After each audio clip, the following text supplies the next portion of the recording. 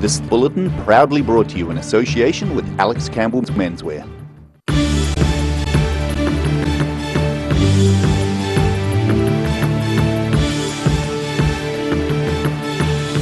Tonight on the South Today, firefighters continued to dampen down hot spots in the Mackenzie country despite yesterday's snow.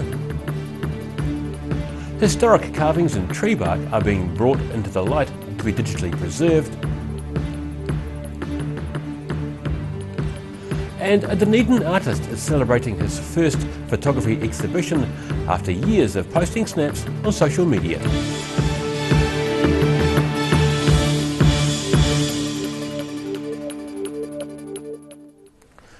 Kia ora, good evening, I'm Darryl Baser. Firefighting efforts continued yesterday at the fire near Lake Pukaki, which has been burning since late Sunday morning.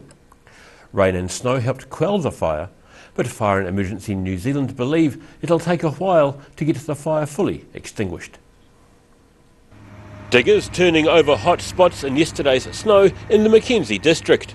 About 3,000 hectares of land are affected. Fire and Emergency New Zealand says there is a 31-kilometre perimeter in place. Minister for Civil Defence Penny Hanade visited the fire zone and says yesterday's weather is masking the fire's full impact. Really surprising, the footage that I've seen, the discussions that I've had paints a very different picture, but obviously it's what we can't see that's the issue, which is why the assessment as soon as possible needs to be made about the state of the fire at the moment. Thick cloud cover meant aerial operations were suspended yesterday. However, ground crews continued to work to confirm safety zones around property and structures, as well as containing the fire's perimeter. Property owners in the fire area are now able to access their homes.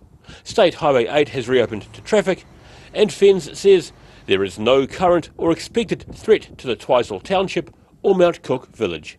In the Mackenzie country, the South Today. And this morning, FENZ says overnight frosts are increasing the danger of flare-ups, as when frozen water evaporates, it dries out vegetation. A University of Otago epidemiologist says a travel ban should have been maintained by the government for Aucklanders leaving the city. Professor Michael Baker's comments come after organisers of a conference, which includes guests from Auckland, say their event is going ahead. The government has asked people leaving Auckland not to attend gatherings of more than 10 people and to wear masks in public. Professor Baker says people heading out of Auckland for conferences isn't in the spirit of the Prime Minister's recommendations. The tech company's conference is due to be held at the Heritage Hotel tomorrow and Friday. Historic Moriori carvings in tree bark are being digitally preserved using modern tools for future generations. It's a Dunedin-based joint project between the Otago Museum, University of Otago and the Hokotehe Moriori Trust. Modern technology is helping preserve a precious taonga for future generations. The joint project is part of an effort to conserve and digitise rare engraved rako momori housed in Otago Museum. Some of the Chatham Islands dendroglyphs have been housed in the museum since the 1920s, but have rarely been seen on display because of how delicate they are. Otago Museum curator Māori Dr. Jared O'Regan says there are only about 50 rako momori left in the Chatham Islands forest, so the work is an important part of preserving Moriori history and culture. The rako momori were collected from the Chathams, some of them in the 1920s, some of them in the 1960s, and this collection here at the museum is a particularly significant historic collection of them. O'Regan says because the motifs were carved into the bark of living trees, the images eventually faded. So museums used to cut the trees as a way of preserving them.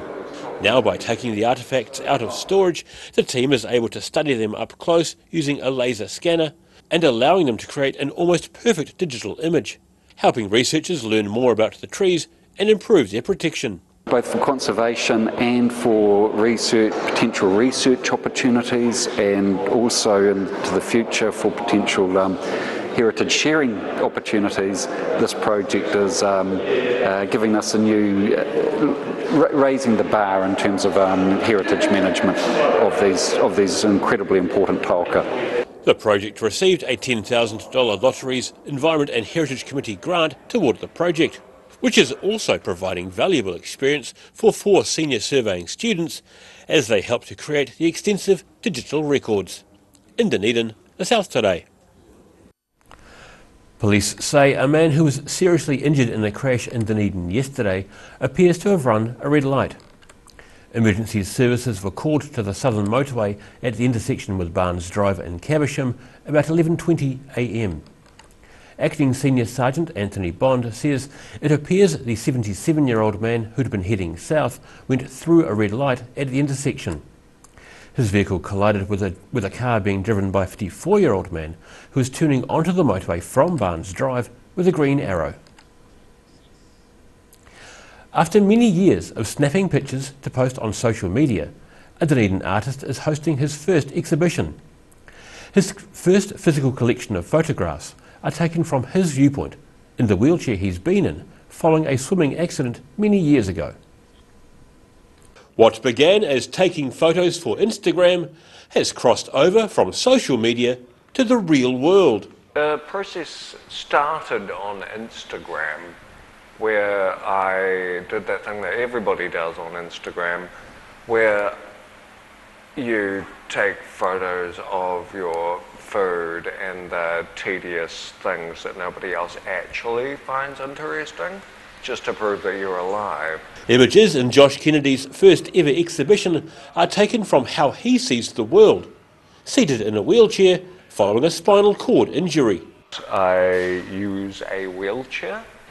I can't move my hands properly, which also fits with the photography as well, as a number of photos would not have ended up the way that they were if I had able-bodied hand function. There are more than 100 images in the show. Kennedy says it's been a lengthy process, distilling down from thousands of pictures on his social media account, with the help of a good mate who's also a graphic designer by trade. I have curated down, I think it's something like 3 or 4 years of things that have started to angle towards where I am looking, with the way that I can reflect how my eyes see the world. Josh Kennedy's exhibition, An Obstructive World, is set to be up at Morning Magpie during September. In Dunedin, the South Today. And still to come on the South Today, a Hollywood actress elected to go into mandatory isolation in Auckland instead of being hounded by southern media. And we have another instalment of Channel 39's look into the cannabis referendum. See you after the break.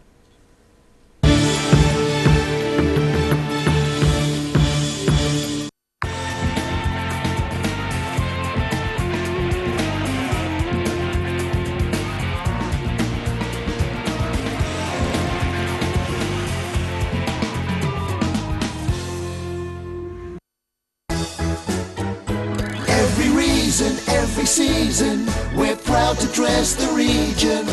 Alex Campbell menswear, it fits.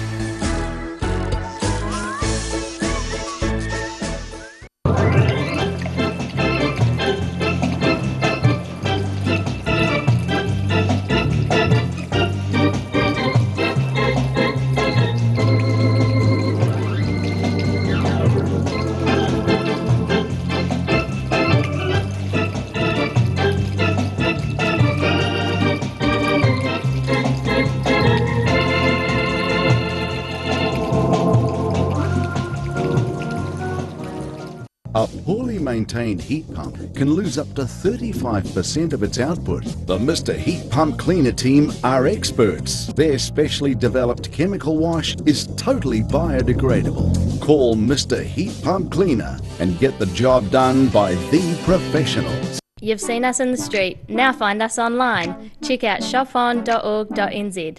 We have all sorts of treasures, from retro and vintage clothing to antiques, homewares and accessories. New items added every week. We're open 24/7. If you're at risk of developing melanoma skin cancer, you owe it to yourself to have a mole map. Mole map is coming to your area. Phone today to make an appointment. It could save your life.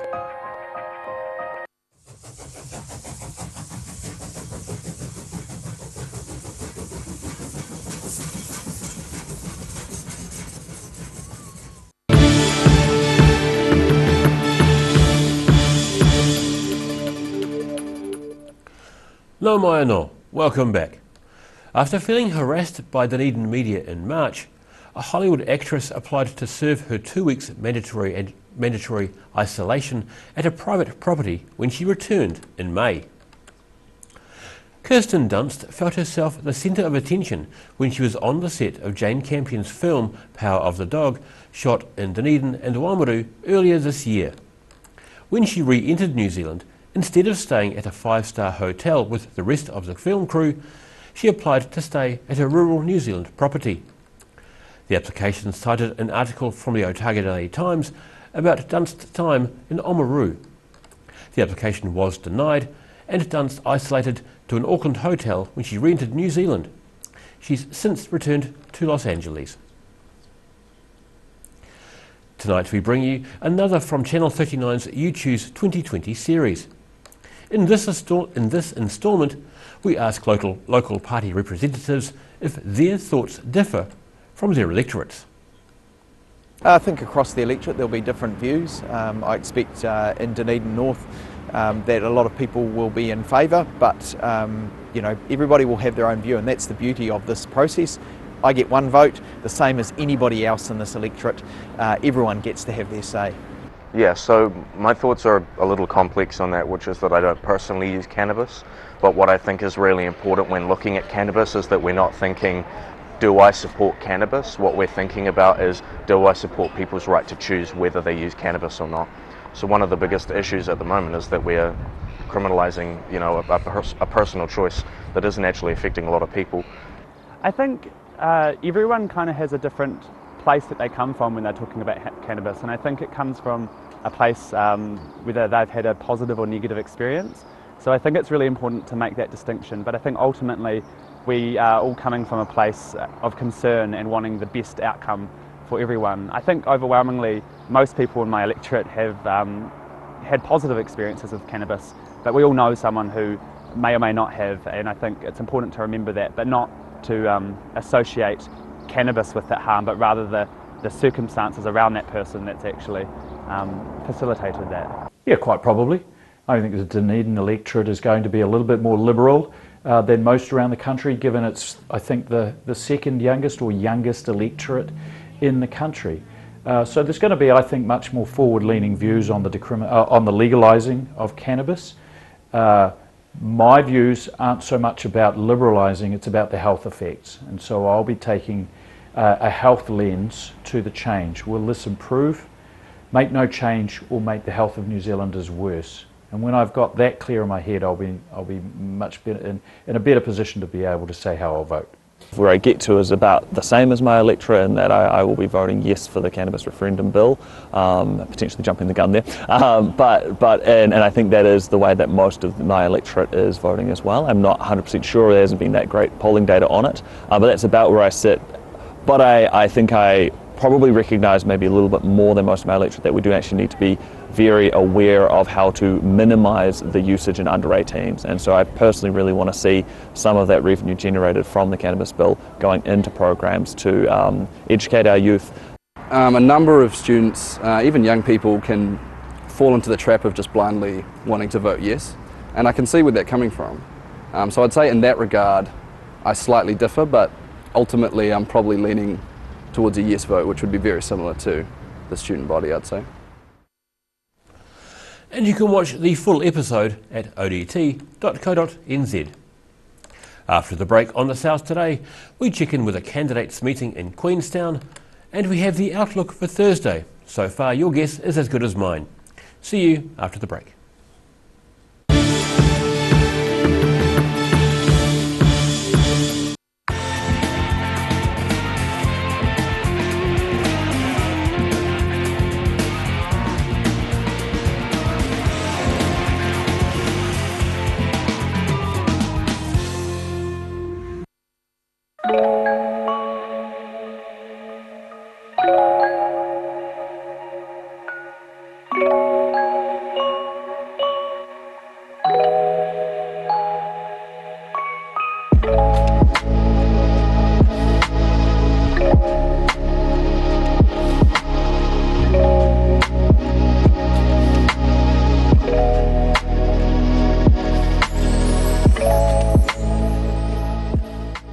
A poorly maintained heat pump can lose up to 35% of its output. The Mr. Heat Pump Cleaner team are experts. Their specially developed chemical wash is totally biodegradable. Call Mr. Heat Pump Cleaner and get the job done by the professionals. Step into Shop on Carol and discover a shop full of treasures. We have a fantastic range of vintage and retro clothes, upmarket clothing labels, collectible items, beautiful jewellery, quality linen and the best range of vintage haberdashery. If you're at risk of developing melanoma skin cancer, you owe it to yourself to have a mole map. Mole map is coming to your area. Phone today to make an appointment. It could save your life. Every reason, every season, we're proud to dress the region. Alex Campbell Menswear, it fits.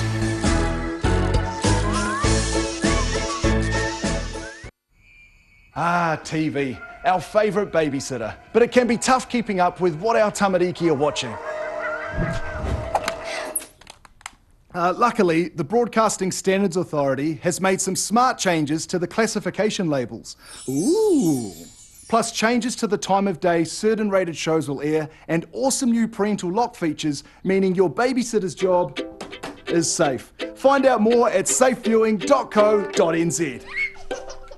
Inside are all sorts of innovations from all over China.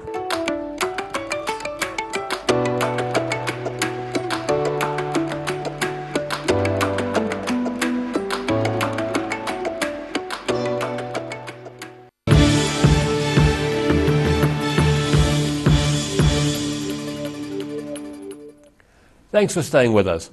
Election candidates vying for the seat of Southland presented their cases at a meeting in Queenstown yesterday.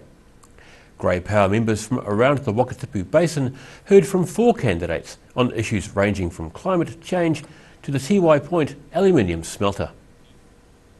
With embattled National MP Hamish Walker not seeking re-election for the Southland electorate, 4 candidates got to present their campaigns to Grey Power members in Queenstown yesterday. Well, I think it went reasonably well. There could have been more questions and perhaps more fiery questions, but no, people, I think older people are more polite and they're not as fired up as the young ones. They've seen it all before, but they've got the opportunity now to question the candidates. And the audience appreciated the chance to see the candidates up close.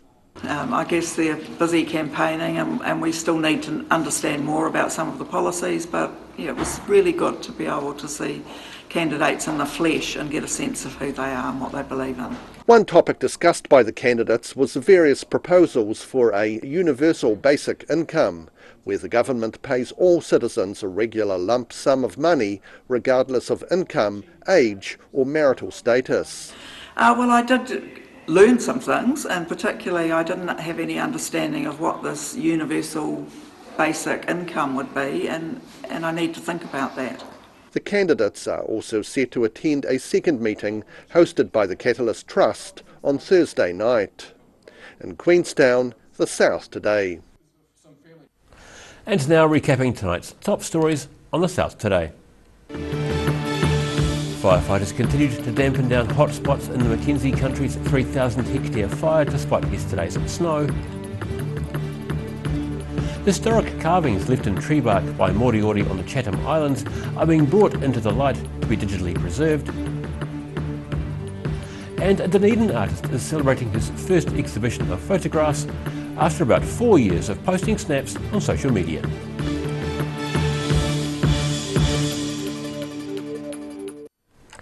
Time now for a look at what's happening in tomorrow's Otago Daily Times. We welcome Craig Page. Hi Craig, how's it going? Hey Daryl.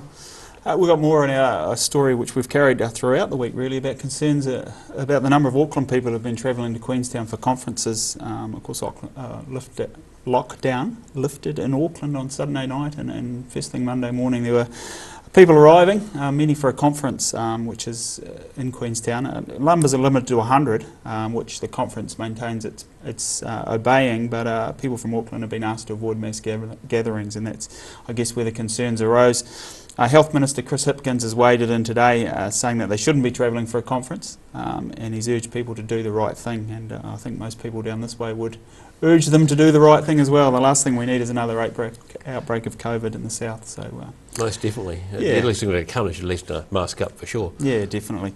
Reports late this afternoon of a serious crash in Southland involving at least 2 vehicles. It's on State Highway 6 near Makarewa. Short time ago, the road's still closed as emergency services tend there.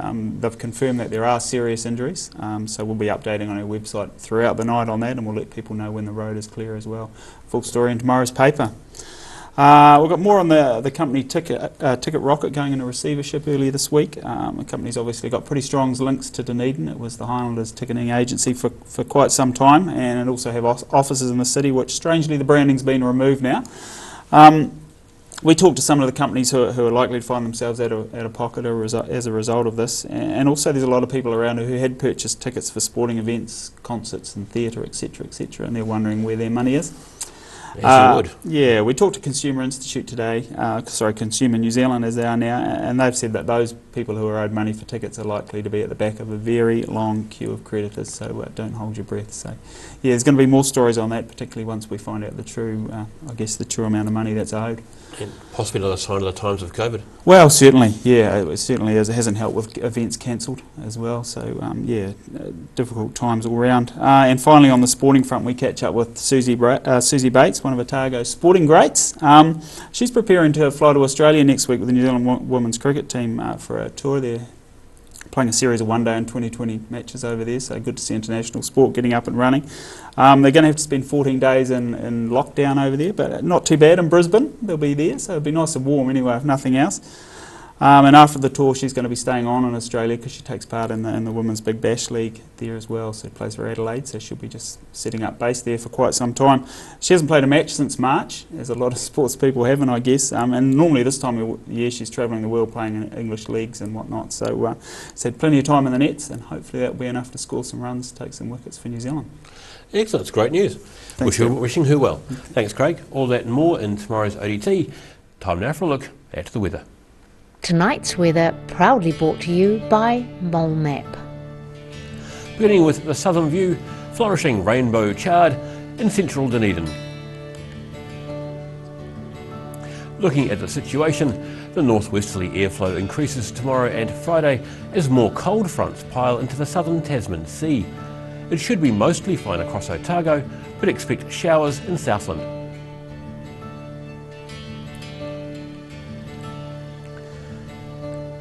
Starting off at the northwest of the South Island, Greymouth and Westport are set for sunny skies with 14 degrees, and across to the northeast, it's fine for most over here too. Nelson heads for 11 and Blenheim slightly warmer on 13 degrees.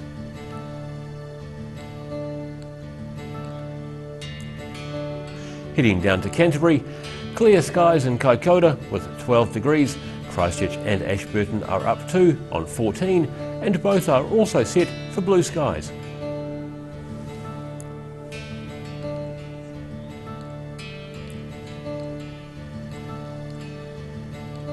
And to the southern towns, it's a full house of 14-degree highs for the Catlins, Balclutha, Lumsden and Gore, and all in this rohe can expect moderate northwesterlies with cloud increasing.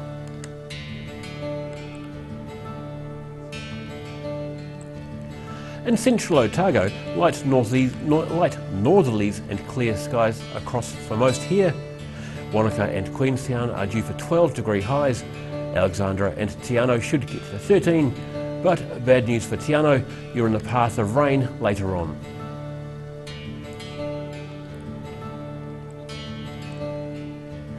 To the northern towns, light northeasterlies and fine weather for most in these parts too. 14 degrees on the coast for Timaru and Wamaru, slightly cooler inland with Twizel and Omarama heading for 13 degrees.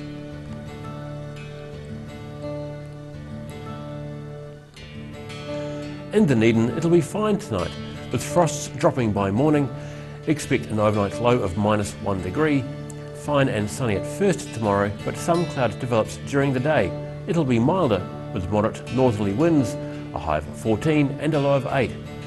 Expect thick high cloud arriving on Friday with moderate northwesterlies and some spits of rain possible during the evening. A high of 15 and a low of 8.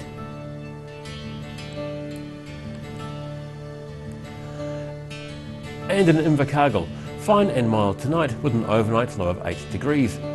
Cloud increasing with a few showers developing late tomorrow, chased along by a moderate northwesterly wind. A high of 14 and a low of 9. Cloudy on Friday with rain at times and fresh gusty northwesterlies. A high of 14 and a low of 9.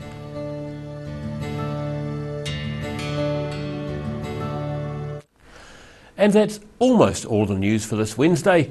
We leave you tonight with images of central Otago bathed in snow, filmed by ODT Illustrations editor Stephen Jackery on his jaunt around the beautiful south yesterday.